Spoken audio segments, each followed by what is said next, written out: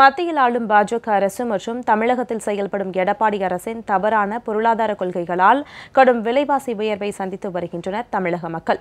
தமிழகத்தில் எந்த அளவிற்கு விலைவாசி உயர்ந்துள்ளது, அதன் பாதிப்பு என்ன என்பது பற்றி இந்த தொகுப்பில் காணலாம்.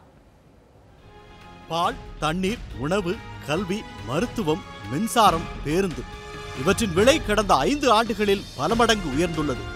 ஆனால் இவை அனைத்துமே அரசாங்க நிறுவனங்களால் மக்களுக்கு வழங்கப்படுபவை. லாபம் இந்நிறுவனங்களின் நோக்கமாக இருக்க முடியாது. இப்படி இருந்தும் தொடர்ந்து விலையேற்றம். விலைவாசி உயர்வால் உண்மையில் ஆதாயம் அடையக்கூடியவர்கள் கார்ப்பரேட் நிறுவனங்களும் பெரும் முதலாளிகளும் தான். சாமானியர்கள் என்ன செய்ய முடியும்? விலைவாசி உயர்வை எப்படி சமாளிக்க முடியும்? கணவன் மனைவி இருவருமே வேலைக்கு செல்ல தொடங்குகிறார்கள். வேலை செய்பவர்கள் கூடுதல் நேரம் வேலை செய்கின்றனர். செலவுகளை குறைத்துக் கொள்கிறார்கள். ஆனாலும் சமாளிக்க முடியவில்லை.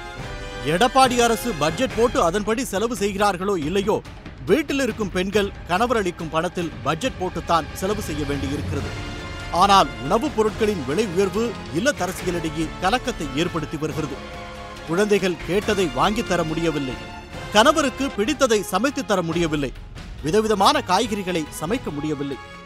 வங்கி சேமிப்பிற்கான வட்டியை தவிர அனைத்து பொருட்களும் விலை உயர்ந்து கொண்டுதான் செல்கிறது. விலை உயர்வால் இந்த தமிழக மக்கள் ஏகப்பட்ட இன்னல்களுக்கு தள்ளப்பட்டு நாங்கள்லாம் இன்னைக்கு பரிதவிச்சுக்கிட்டு இருக்கிறோம். விலைவாசியை குறைப்போம் என கூறி ஆட்சிக்கு வந்த பாஜக அரசு 5 ஆண்டுகளை நிறைவு செய்துவிட்டது. ஆனால் அத்தனை அத்தியாவசிய பொருட்களின் விலையும் விண்ணை தொடும் அளவிற்கு உயர்ந்து கொண்டுதான் இருக்கிறது. இந்தியாவில் இருக்கும் ஒவ்வொரு குடிமகன்களுக்கும் பேங்க் அக்கவுண்டிலே 15 லட்சம் ரூபாய் டெபாசிட் செய்வேன் என்று சொல்லி ஆட்சிக்கு வந்தார். ஆனால் அவர் வந்து ரூபாய் நோட்டை மதிப்பிழக்க செய்து நாட்டு மக்கள் அனைவரையும் பேங்க் வாசலிலே தூங்க விட்டு பிச்சைக்காரர்களாக மாற்றிவிட்டார். அனைத்து தொழில்களையுமே முடக்கம் பண்ணிவிட்டார்கள். மீண்டும் மோடி ஆட்சிக்கு வந்தால் 100 காந்தி 1000 காந்தி வந்தாலும் இந்திய மக்களை காப்பாற்ற முடியாது. 2015ஆம் ஆண்டிலிருந்து விலைவாசி தொடர்ந்து உயர்வை சந்தித்துக் கொண்டுதான் வருகிறது. சாதாரண இந்தியரின் சமையலறையில் பயன்படும் அனைத்து பொருட்களும் 30 விழுக்காடு விலை உயர்ந்துள்ளது.